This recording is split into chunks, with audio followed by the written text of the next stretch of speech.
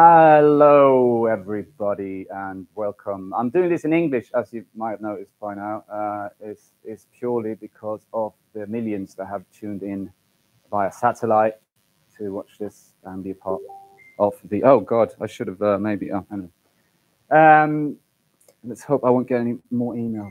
Anyway, my name is David Andersson, and I've been invited here today by lovely Kultivera people.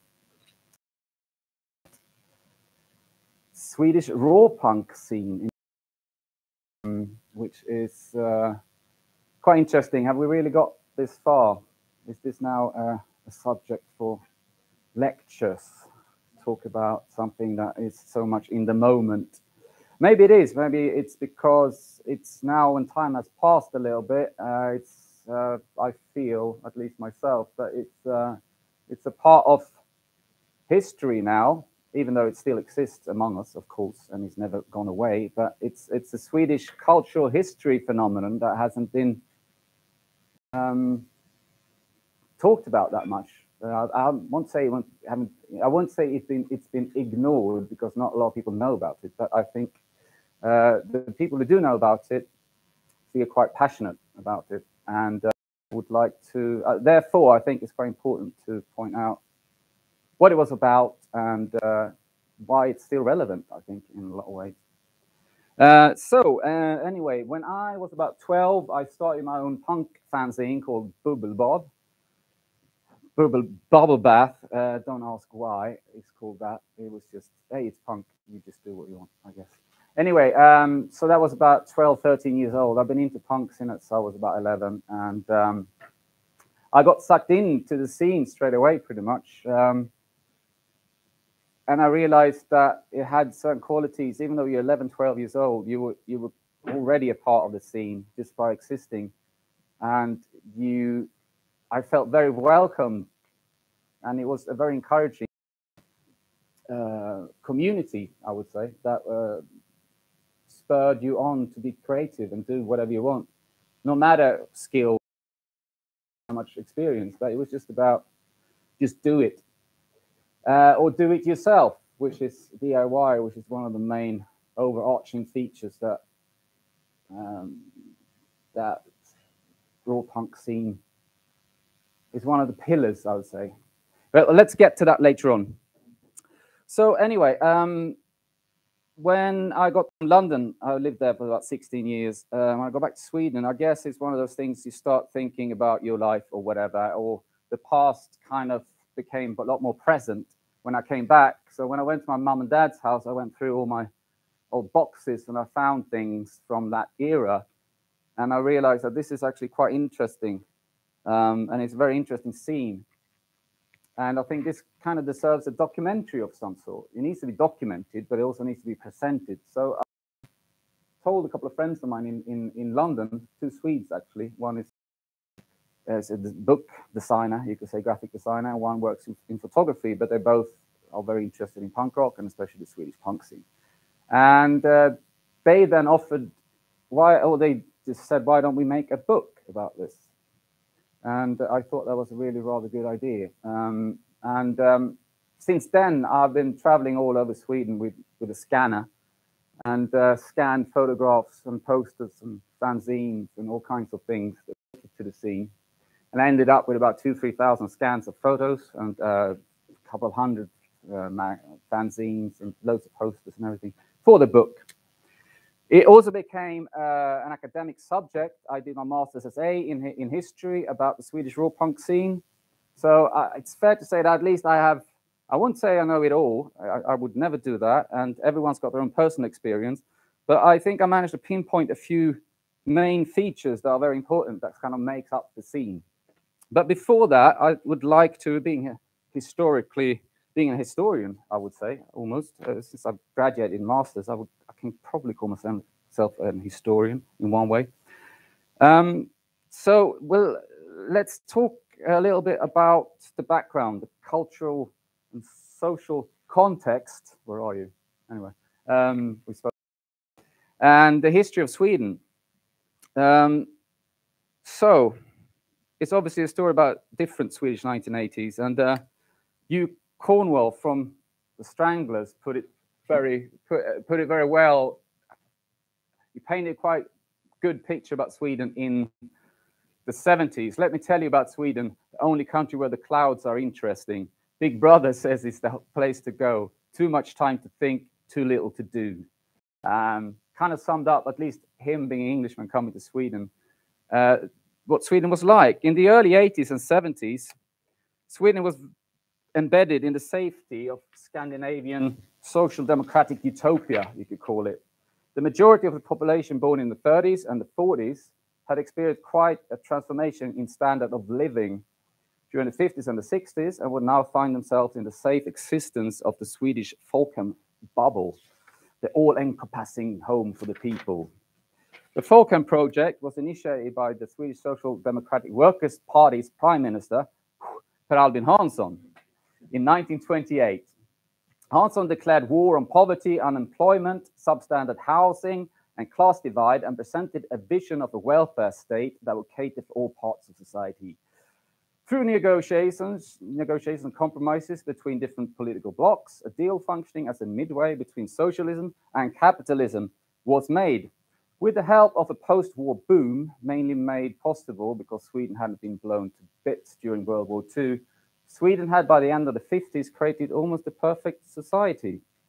The main goals of breakdown of class divide, jobs for all, fair and safe working conditions, decent housing, did materialize, actually. Even though class divisions, of course, still existed, it was a lot better than it used to be.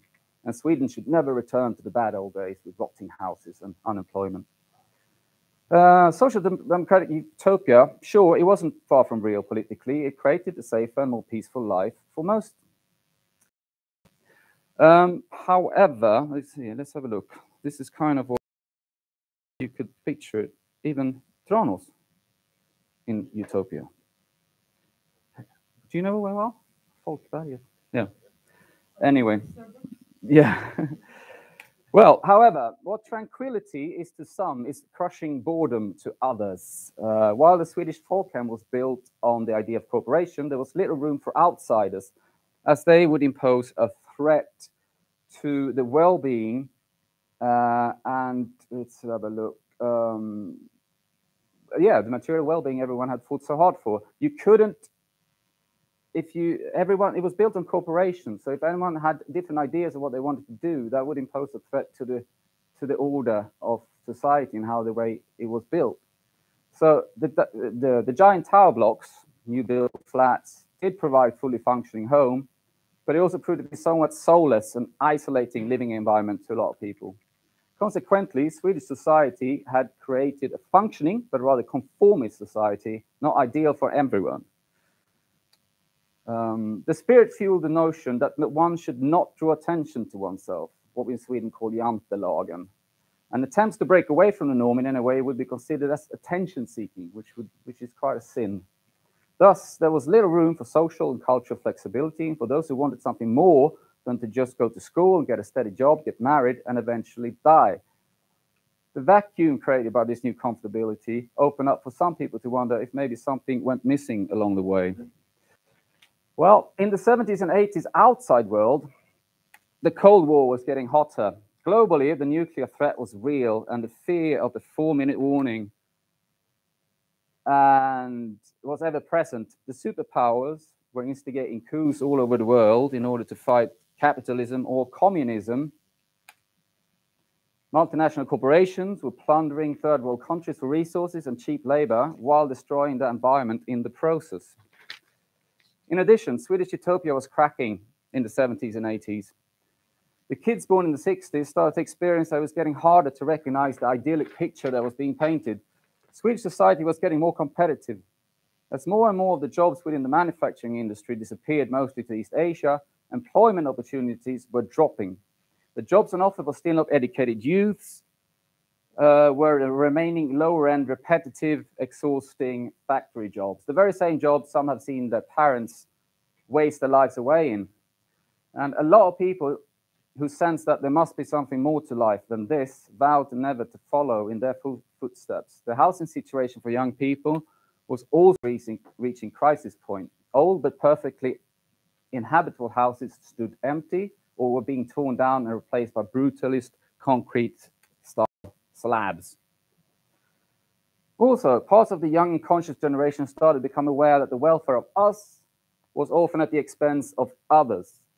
The leading Swedish weapon manufacturing company, Bofors, had illegally sold and smuggled weapons and also used bribes to secure a big order. Also, in an attempt to save jobs and local economy, Prime Minister Olof Palme had a part in setting up international arms deals, while at the same time working as an international peace negotiator for the UN. It didn't rhyme well with Palme's previous open and strong protests against Vietnam, South Africa, and would remain an inconvenience to Palme up until his murder in 1986. At the other end of the spectrum, the right-wing party Moderaterna referred to South African anti-apartheid organization ANC as a terrorist organization and refused to criticize either South African apartheid system or Pinochet's right-wing fascist government in Chile. As a result, growing criticism of Sweden's part of Western world colonialism, that's a tongue twister, and warfare, questioning the double standards of the image of Sweden as the conscience of the world. The dawn of the 1980s also spawned the rise of neoliberalism, and the idea of new public management trickled into the societal body. When the blind optimism of the 1980s hit mainstream culture, it didn't mirror the actual reality among some of the young on the threshold of adulthood. All of these factors mentioned created a good breeding ground for youth antagonism among parts of a growing generation, and was the societal backdrop at the birth of the Swedish punk scene and its successor, the angrier and more extreme Råpunk variant. Let me just get back to you in a bit. Cheers. Well, any questions so far? Well, there had been antagonists to the norm in Sweden previously. The 1970s were dominated by a wave of protest movement. Like most of the left-oriented part of the Western world, they protested American imperialism, the Vietnam War, apartheid, Pinochet. They were reasonably well-educated and were part of the Swedish progressive music movement, also known as musikrörelsen. And they're often combining old Swedish folk music with experimental rock and jazz. They created a healthy independent music scene, in many parts based on the spirit of do-it-yourself. Although relatively small in numbers, they were highly active, as hundreds of records were released on independent labels, distributed via alternative networks. They also had their say in media and children's TV programs, many unforgettable, that meaning both bad and good to whoever you ask. To action-thirsty and rebellious outside teenagers, the proggare were, however, not the antidote to tediousness. In the late 70s, they seemed old and dated, even though they in fact weren't that old at all. Well, they were at least over 25. Neither were the raggare. One of the first Swedish youth movements, the USA, Elvis, and the car-obsessed greasers, who after rebellious years in the 1950s quickly became one of the most aggressively conservative subcultures in Sweden. Glam and hard rock provided excitement for some kids during the 70s and 80s. The extrovert style and energetic musical bands like Sweet, Thin Lizzy, Kiss, Sabbath, AC/DC, T-Rex, Bowie offered action and thrill. They were, however, fully fledged rock stars set out to entertain and to be worshipped and adored. These bands offered a much-needed escapism from a dull everyday life, but only a small percentage of their fans gained the inspiration or the guts to pick up an instrument and start their own bands. Some of them did, but this was under the presumption that you had to be a very accomplished musician in order to be accepted and gain the rights to perform and release your music. The stars of glam and hard rock remained idols and gods, highly inaccessible to the common fan. Well, here come punk rock. Hit Sweden. The first wave of punk and bands like Sex Pistols, for those who don't know, Ramones, Clash, Damned, was on the other hand the salvation to a lot of bored outsider kids. Punk swept through Sweden in 78, 77 and 78, and most of those who fell for punk did so because of its energy, aggression, and shock antics. Initially, it was a case of musical fandom. The music was mind-blowingly action-packed, raw, and exciting. Soon, it would also be apparent that punk offered a true resistance towards the mainstream and authority, a resistance which the previous generation, the one which had rebelled against the Vietnam War and imperialism in the 60s, had given up either in a haze of pop or mellowing out, or by simply joining the mainstream. Punk also offered an alternative, permissive haven. Punk allowed anyone to be part of it, not just as a fan, but also as a contributor. Many young people who felt that they didn't fit the norm, they were bullied, or from broken families, the divorce rate had soared during the 70s in Sweden, could suddenly feel a belonging to something that existed outside or beyond their geographical and traditional boundaries. Here was now a community or a scene inside which you were allowed to be different and encouraged to live out your most individualistic traits. Punk was indeed an antidote to boredom, or at least a vent through which one could breathe the fresh air of something new, different, and exciting. The dead-eyed stare, nihilistic posing, and snotty attitudes of many young punks during this time did a lousy job in hiding the scene's creative qualities. The young Swedish punks took the DIY ethics of either the former Swedish proggare and punk itself and released their own records and organized their own gigs. Sweden's first wave of punk had a good run indeed, resulting in a handful, now classic albums, and hundreds of singles by great and influential bands like Ebba Grön, Rude Kids, Kriminella Gitarrer, Liket Lever, etc. Punk also opened up for girls to get involved in music in a totally new way. Here was a scene in which young women finally felt the freedom to take a direct part in the music making, performing, and expressing themselves, and also showing aggression publicly. There were dozens and dozens of bands forming all over the world, which consisted partly or entirely of female members. In Sweden, we had Mögel, Tant Strul, Pink Champagne, Living Sacrifice, etc., etc. Well, by the early 80s, however, most first-wave Swedish bands had either split up or turned into new romantics. Left was a fragment of the former scene. There was, however, a new breed of punks emerging. A few messages. Thank you. By 1980, punk was declared dead by a cynical trend-orientated music media. From now on, the mainstream media, both British and Swedish, preferred to portray punk in at least two ways. One was the caricature cliché image presented on certain postcards from London. Punks in pink mohawks and neatly studded leather jackets and tartan trousers or kilts posing in photos with tourists for money. The other was the image of the violent and unsophisticated male punk who kept smashing things over his head. Even though I love him. The latter version was due to some remaining punks hanging on to the anarchy and chaos spirit of 77. And also taking that a step further, actually, as a lot of original punk bands were getting soft as they were heading into the new wave. Some of their former fans in the UK, as in Sweden, shunned the new wave style and moved on to the new breed of harder UK bands like Sham 69 and Cockney Rejects, Angelic Upstarts. Meanwhile, across the Atlantic in North America, a new punk scene was taking shape, driven by the same aversion towards the new wave as the UK counterparts. Bands like Germs, Black Flag, DOA, Circle Jerks took the energy and speed of punk to the extreme, and thus paving way for the incredibly vibrant and creative American hardcore scene. It soon became evident that the anarchy and chaos part of the punk scene was juxtaposed with an emerging anarchy and creativity, if you want, scene. If you look beyond the mainstream music media, you would find that politically conscious and creative punk during the early 80s was alive, well, and growing. From 1918 onwards, it's hard to underestimate the impact punk bands like Crass, Discharge, Dead Kennedys had on Swedish punk fans. This new breed of bands were an alternative to the anarchy and chaos scene, but they were by no means soft.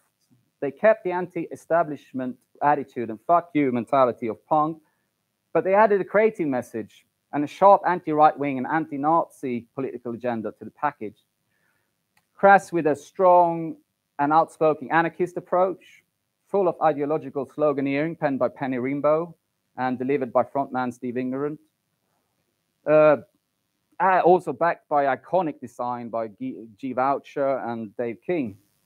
Or Dead Kennedys with their aggressive wit. Oh, well, it says Dead Kennedys. With their aggressive wit, political satire fronted by the ever-great Jello Biafra, and incredible artwork by Winston Smith. Or Discharge, the rawest and fastest of them all, and their apocalyptic, yet with a pacifist message, depictions of the horrors of war, were lyrics and design by Cal and Rainey of the band. All of these bands had different approaches and actually sounded very different from each other. They did, however, collectively have an immeasurable impact and influence on punk fans in Sweden and everywhere else in punk underground Western Hemisphere. The aggressive yet cathartic message, pessimistic yet creative effect, showed that anything was possible and pushed the original demand the impossible ethos of punk to the extreme. When this new version of punk changed, or rather amplified its sound,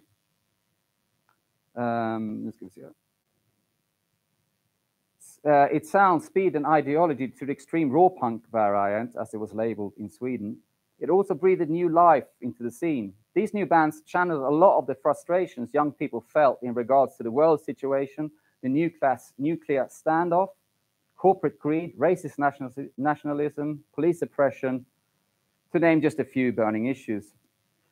And also provided an emotional outlet as well, as some hope came with the realization that other people shared the same angst and concern.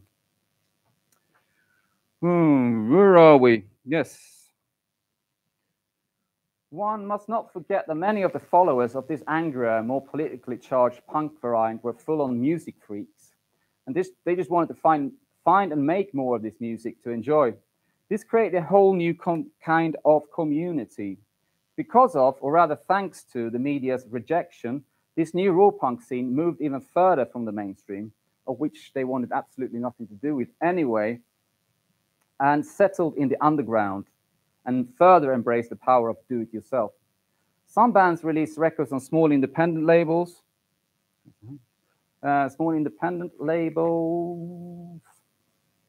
There, but many released music on their own, quite quickly putting together a label. On top of this, most of the new bands promoted their own gigs and extended their network. Homemade music magazines, fanzines, or just scenes, as fan might come across as hierarchical, wrote about the new bands and their releases, and was spreading the word. This led to further breakdown of the barriers between the bands and its audience, and creating an open scene where communication and cooperation was the key. Competition and elitism was seen as counterproductive, to put it mildly. It was at this time that one of the messages of first wave of punk actually happened. The bands and the fans, in quotation, took control over the production and distribution of their own music. In a way, it was the anarchist ideal realized, or even how Marxist, can you believe it? Punk's newfound autonomy nourished a sense of responsibility to work hard to create and maintain a healthy scene with an independent network in order for everyone to enjoy all it had to offer. Let's see what evidence. Oh, there is it. Yeah, safely away from, this is actually an image from the first, oh, what we got there? Very important record, really fast compilation, volume 1, which had a lot of bands. Anyway, so safely away from any major label or music media demands on sales, trends, or sounds, Råpunk bands and the scene now flourished, as it had created a whole new alternative universe, happily independent from the mainstream. Its message, method, and internal logic was spread and shared by Råpunk fans worldwide. And this had a fundamental effect on Swedish Råpunk fans and laid the foundation of the Swedish Råpunk scene. Excuse me. So, where are we? More punks.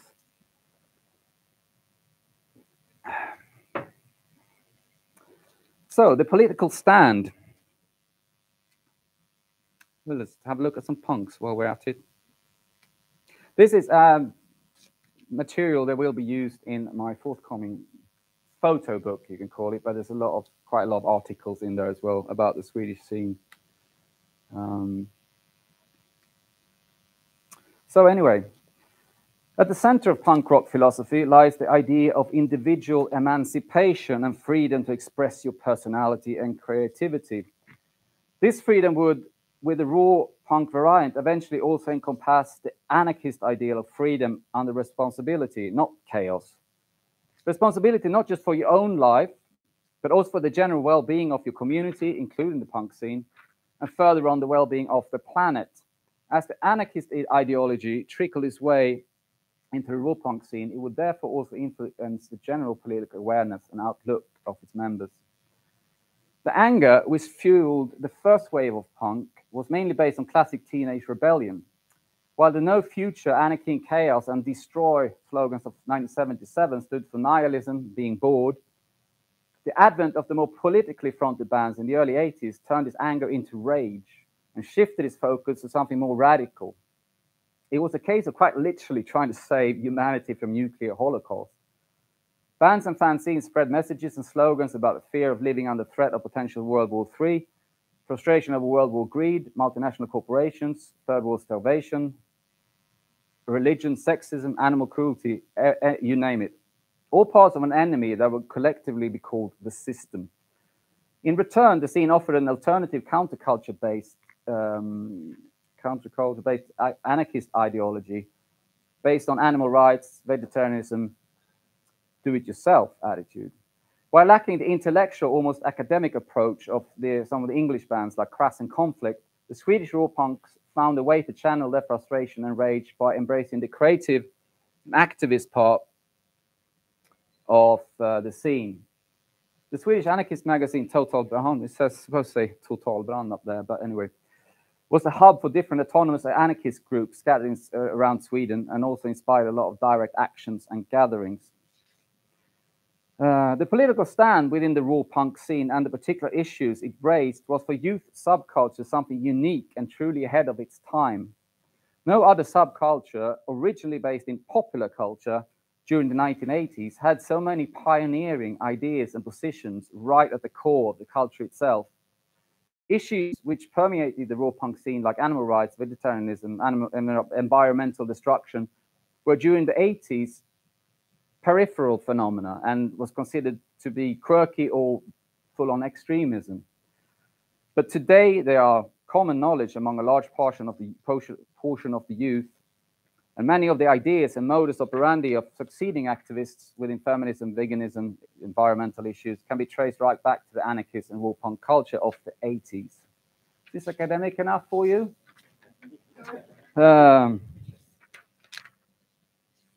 I tried to memorize all of this, but it didn't work. Nay. Oh God, I'm just warming up, actually. Speaking of. So.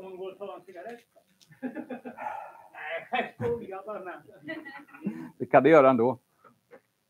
Well, apart from the musical, aesthetic and ideological aspects of raw punk, its most central and vital fundament lies in the above-mentioned do-it-yourself philosophy. Here, inspiration, dedication, and non-profit were key, and the idea that you had to be fully skilled in order to create was rejected. The DIY ethics acted as an inspiring and creative process in which members of the scene used whatever means available to come up with solutions in order to produce material and content, and thus contributing to the well-being and survival of the scene. This was not a philosophy which was carved in stone and handed down to the devotees of raw punk. It was a process which slowly grew due to sheer necessity. There would simply be no scene unless people contributed to it. However, it wasn't expected of everyone to do something active in the scene, apart from showing up at gigs and support bands and scenes. But a lot of people felt that they wanted to, or simply naturally gravitated towards becoming active and contributing. Few were passive participants, actually, and almost everyone was involved in something. The permissive and initiating qualities of DIY not only help to keep the scene alive, it also sharpened the skills and shaped the personalities and lifestyles of its members. A trait and asset to a lot of them would carry with them for the rest of their lives. What ska vi se här? The DIY ethos transpired through Swedish Råpunk scene and was its main source and engine. If you want anything done, DIY taught you not to sit around and wait for someone else to do something about it. The DIY spirit of punk was a great help in overcoming the initial psychological barrier that told you weren't capable. It encouraged the beginner and the non-educated to be creative. This meant not to deter from getting active and involved, to mess around with things and see what happened by trial and error, find new ways around obstacles, to invent new tools. In short, it implemented an attitude that anything was possible and that you could create whatever you want and eventually you would become better at it. The scene very much stemmed from the rejection of the monopoly of creativity that previously belonged to the major labels and professional artists. Therefore, the DIY method was the perfect coup, as the production was brought into the control of the people who both created and consumed the outings. Marxism. Sorry, but it's true. This meant that all production of records and tapes, distribution, organization of gigs and tours, information exchange were created independently by the members, for the members, outside of the established record and media industry. Because of the creating community qualities of DIY, this led to the creation of an underground social network and distribution system which expanded way beyond national borders. The liberating qualities of individual creativity within a cooperative community also brought along a sense of self-fulfillment, a rise in self-confidence, and a feeling of belonging among its members. The DIY ethos also created an alternative economy outside the traditional monetary cycle. Bands of fanzine editors would, with measly means, produce the product, be it a fanzine, tape, or record. Parts of the edition would then be sold the traditional way at gigs or via mail order, but a big part would be traded with other punks' products. By releasing your own product, you would gain access to a lot of other releases related to the scene for the cost price of your own release. And you would also stay on top of the happenings. So it was some kind of, creative ecology. DIY didn't just involve creating fanzines and records. It's transpired through all aspects of the scene and essentially became a lifestyle. If there was a gig 400 kilometers away, that wouldn't stop you from getting there, even though no one owned a car or had a driver's license. Instead, you walked up to the highway and hitchhiked. If you wanted to reach beyond the Swedish national borders, you would purchase an Interrail card and travel through Europe on the cheap for a month, sleeping in parks or squats. Shout out to Lurken, Mike, and Mange, and the others. Sleeping in parks or squats and meeting lots of new people and making new contacts in the process. As with everything else, the more you do it, the better you become. A lot of people who started out in the DIY Råpunk scene eventually moved on to be fully fledged entrepreneurs in whatever field they decided to expand within. Some people stay within the field of music, others use DIY ethos as a guide by which they led their lives to this day. The craft and design process of fanzines, tapes, records, gig posters all stemmed from the process of DIY. All the textual content of fanzines, record sleeves, tape inlays, gig posters were either typed on old school typewriters, handwritten, letter set scratched, the old rubber letters, or Tipexed. The layout was done by scissor cutting text or collage material, which then was glued on by stick, photocopied, stapled together if it was a fanzine. This crude and sloppy design, with a sprawling layout and black and white Xerox paint, created and established an easily recognizable style and aesthetic, which both echoed and passed on the ethics of the scene. DIY was also about creating your own look by customizing clothes, drawing, painting hand band logos and designs onto leather jackets. Let's have a look. On the back, yeah. For the people in let's demonstrate. There you go. By customizing clothes, drawing and painting band logos and designs onto leather jackets, second-hand blazers and t-shirts, cutting your hair and making different hairstyles, each and everyone created their own personal expression of what was punk was to them. Only your creativity would set the limits.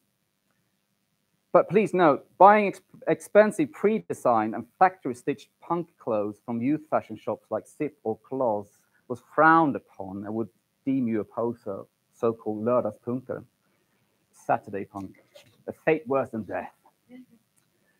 Well, even some of the works which came out of the scene appeared crude and simplistic. They were brilliant in terms of innovation through limited means. It was also the ideas, audacity, and wit which they translated that had a big influence. They sent out the message on the same level as the music that anyone, especially you, can do this. This introduced the freedom which resulted in an avalanche of outings and created a style that has endured. Oh yeah, oh, hang on a second. There you go. Photo by Magnus of his brother. No, it's my brother. Yeah, photo by, sorry, of Magnus' brother. In addition, this freedom of creative expression created a self-made, self-sufficient scene culture, which introduced a number of semiotic codes and symbols that, for those familiar with the meaning, were easily recognizable and therefore very efficient in translating messages and ideology, thus creating a language through which the scene communicated. Where are we now? Oh, yeah. Fetad, made by Lurken. And Magnus. And Frank. They're all here. Come on up. Oh, we'll do it after. Fanzines. These amazing and inspiring homemade publications played a major part in the communication network of the Swedish punk scene during the 80s. They provided information on bands, records, tapes, other fanzines, gigs, political issues, vegetarianism, animal rights, but they also, as importantly, gave access to another different world. They offered alternatives as they symbolized both visually and ideologically a resistance to the commercialism and conformity of the 1980s mainstream culture. The scenes also show that it was totally possible to do it yourself. The message was that it's better to do something than nothing, to not let inability or non-access to technical tools stand in the way. All you need is a typewriter, paper, scissors, and glue, and an urge to get in touch with others who shared your passion for the scene. Between 1981 and 89, the Swedish Råpunk scene delivered hundreds of different fanzines. They were often written in first person. The editor would speak to you, the reader, directly about the progress on putting the fanzine together, about the future plans for the fanzine, the possible struggles and joys. By reading them, you often got the feeling that you knew the editors almost on a personal level. Being a fanzine editor would also get you a position within the scene, not a hierarchical position, but you would get access to you would get access to on the top to all the happenings that were going on and all the new releases. If you sent a letter with interview questions to a band, they would get back to you. Usually not only with answers to your questions, they would also include a new cassette record along with flyers, stickers, adverts. And once your scene had come out, people would read it cover to cover, as they were hard to come by, and they would get in touch with you. You would exchange fanzines with other people, tapes and records with other like-minded people, and you would find out about gigs and events, and your eyes and ears would be open to new ideas and thoughts. Here's some more. So, where are we? Here's some more fanzines. So, punk letters, soap stamps. Evidently, the underground network of punk was incredibly important, powerful, and necessary. A lot of punks lived in small towns scattered all over the country, and to keep in touch with like-minded people was pivotal. It was a vent through which you could breathe the fresh air of excitement and sense that you were part of something bigger. With just a couple of channels on TV and the radio, it could get awfully quiet out in the sticks. But with the help of mail correspondence, you could keep in touch with your punk friends. This fed your habit for information about gigs, new bands, fanzines, etc., and gave you inspiration to stay creative and keep the scene going. Be it swapping information about the current state of the scene, sending your own fanzine, trading records or tapes, organizing gigs, or just sharing thoughts, Writing and sending letters was the central form of communication. Using telephone was rare, as long as and long distance calls were expensive, and international calls, you just forget it, it was too expensive. Even though postage wasn't that expensive, if you're an avid correspondent, you could send easily up to 50 letters a week, and therefore accumulate quite considerable postage costs, which ultimately could lead to problems. There was, however, a solution. By adding a bit of soap, some people favored using a glue stick or sellotape to the stamp's surface, thus creating an invisible glossy layer. The receiver could easily wipe off the post office stamp, and voila, the stamp was ready to be used in the returning mail. This process would be repeated back and forth until the stamp was completely worn out. And an international code of conduct developed from this technique, whereby national soap stamps were respectively enclosed in the return mail by the foreign recipient. What else have we got? Releasing your own music. The ethics and inspiration from a whole bunch of international bands and the alternative network of punk gave birth to a batch of fine Swedish raw punk records, fanzines, tapes, and gigs. In true DIY style, most vinyl and tape releases were recorded, designed, funded, manufactured, and distributed by the bands themselves, or on a small mock-up label, usually run by a member or a friend of the band. The vinyl releases were pressed in very small quantities, anything between 200 and 1,000 copies, the tapes in even less. Bands and labels then swapped their releases with bands and labels from other Scandinavian, European countries, and even from America. While releasing vinyl records was a costly affair, releasing tapes was a much cheaper way, as even the manufacturing process was kept in-house. The tapes were usually copied by hand in real time at home using a double-deck cassette tape recorder connected by a lead. The sleeve were usually designed by the band and photocopied. We've got some more stuff here. Tapes, records. In some cases, this also acted as a gateway to eventually release their own vinyl records. During the 1980s, there were countless of labels releasing Swedish and international raw punk and hardcore, and these give further evidence of the diligent raw punk activities of the Swedish countryside. So in the early, if you go back a little bit, the first wave of Swedish, talk about the bands a little bit after I just had a sip. 1 moment. Oh, oops, no, listen. Hello, still working. Okay, you can come in now. So, fired up by the new raw punk sounds and the freedom of DIY, Sweden would soon have its batch of raw to extreme punk bands forming all over the country. A lot of the music and inspiration was discovered via the Ny Våg, New Wave radio show, which was aired via Swedish national radio.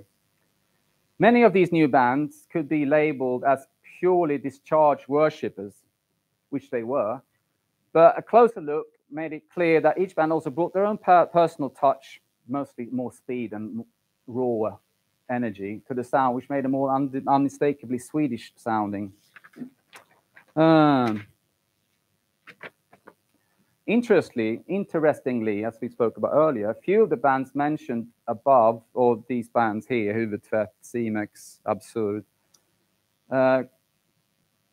few of them came from the major cities, the biggest cities. That's what I was going to say. One obvious reason for this would be that there were simply fewer things to do in a small place, small village or town, and there was more time to rehearse and put out a tape or a record. Another possible reason that more bands formed in the countryside is that people in the big cities were more trend sensitive, and once punk was declared dead, quickly moved on to the next thing. One member of a former punk band turned synth pop, which shall remain unnamed, Lustans Lakejer from Stockholm, was in 1981 overheard saying, "People apparently still listen to punk in the countryside."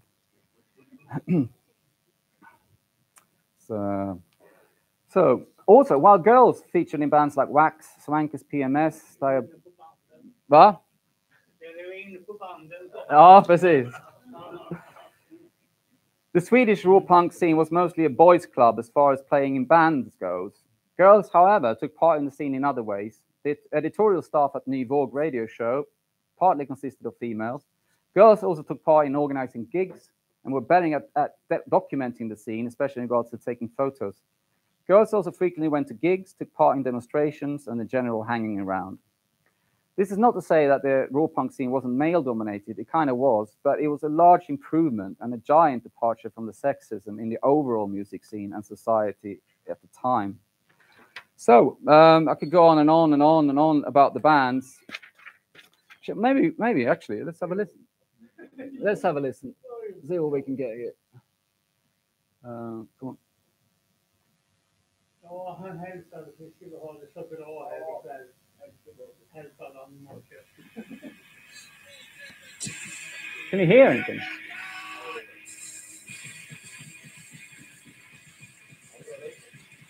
Går det höja? But anyway, you get kind of an idea.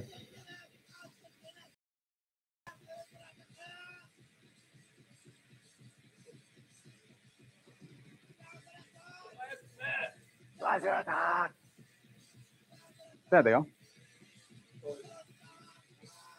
Well, oh, I want a pogo now. I would like to introduce. I think we should try to sort of fuse the lecture situation with the gig situation, and maybe someone would like to start a pogo later on. What else have we got? More bands. Hey.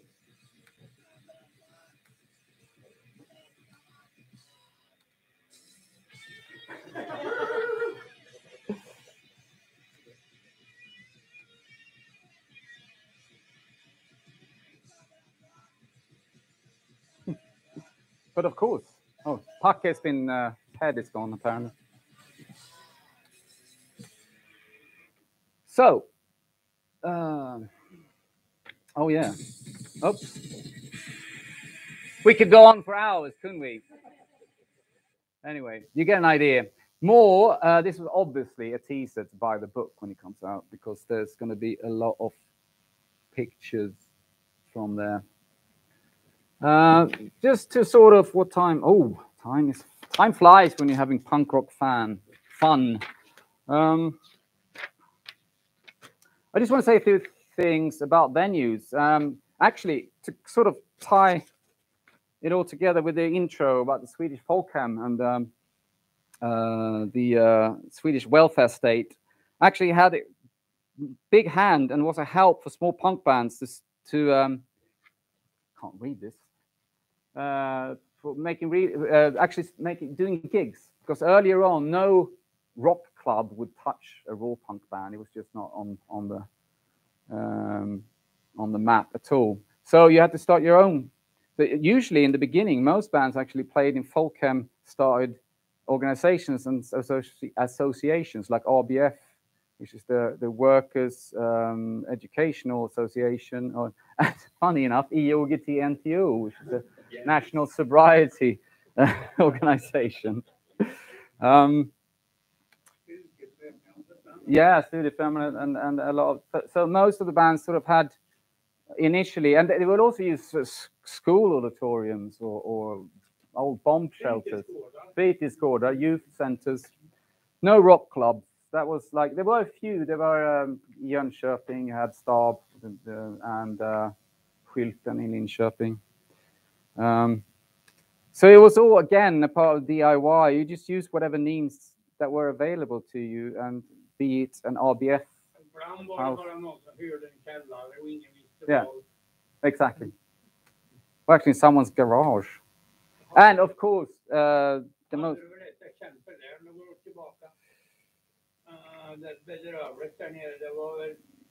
Den? Nej, nästan. Den? Ja, just det. Skokontorskällare, ja, precis. Yes, exactly. So, just I need to mention Ultrahuset in Stockholm, of course, which is like the main, the hub for any raw punk or Swedish underground in the 80s. But that's a totally, that deserves a lecture on its own, to be honest. But there will be a feature in the book when it comes out. More stuff.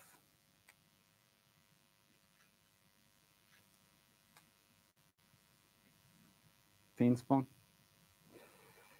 Linköping. So, just to sort of round off, I need to, actually I couldn't print this out. So, The legacy. I'd just like to talk a little bit. When the band started in the 80s, the main aim was to make music, play live, and have fun, basically. The next step would be to release a tape or a record and get the music across to like-minded Råpunk friends in Sweden, possibly even to a few pen pals abroad. The record was pressed in small quantities. I mean, 1,000 copies was considered a lot. The tapes were even less, maybe even as much as 200 was a lot. The only press the bands got, would be via fanzines, which mainly had a circulation of a few hundred at the most, and most copies have been destroyed since then. To sum it all up, after the 1980s, there was not a lot of physical evidence that the Swedish Råpunk scene had ever existed, even less outside of Sweden. So why would you today, should you go as far as Malaysia, Singapore, Japan, Mexico, Peru, Brazil, Russia, and the United States, to find people wearing Mob 47, anti-Semics, and shit slickers and avskum patches on their jackets? Evidently, the music and spirit of 1980s Swedish Råpunk bands had, against all odds, not only survived, but also expanded its popularity since its heydays. And Swedish 1980s Råpunk and hardcore vinyl records and tapes have been copied, bootlegged, and shared by enthusiasts worldwide since then.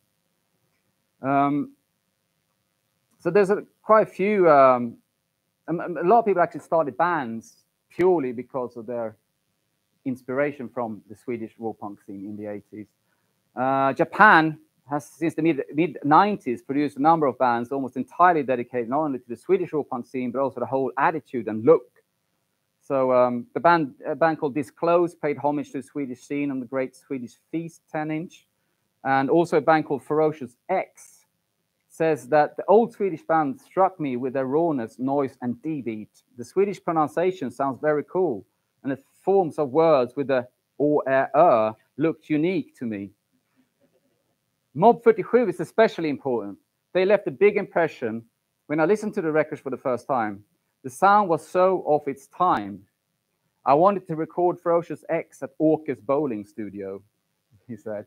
So the legend and the cult lives on.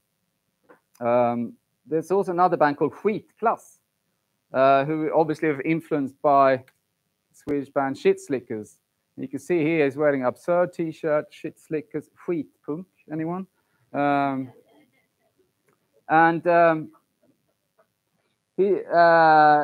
One of the members says, I was so shocked to hear absurd, Shit Slickers, and the Bristols. It was so pure. It was a big influence. Without the history of Swedish punk in the 80s, Skitklass would never have existed. And also there's loads of labels worldwide that re-release Swedish music from the time. There's one label called Helvetet in Peru, Helvetet Records. And Julio says, well, the Swedish Råpunk scene has influenced me on a personal level. It was a way of rebelling against society. It was a way of showing rejection towards the establishment. It allows a reflection on the imposed way of life and generates alternative lifestyles. Julio says, I've always said that Swedish hardcore is food, vitamins, and energy that helps to resist the adversities of daily life. Straight out of Lima, Peru. So, as we walk off, oops, that was nothing there. It should be. So anyway, obviously the Swedish, there you go, had quite an impact, and hopefully the book that I will release next year, it will come out next year, I promise, will feature hundreds of photos, a lot more information and fanzines and posters and everything. So thanks a lot for listening. Thank you.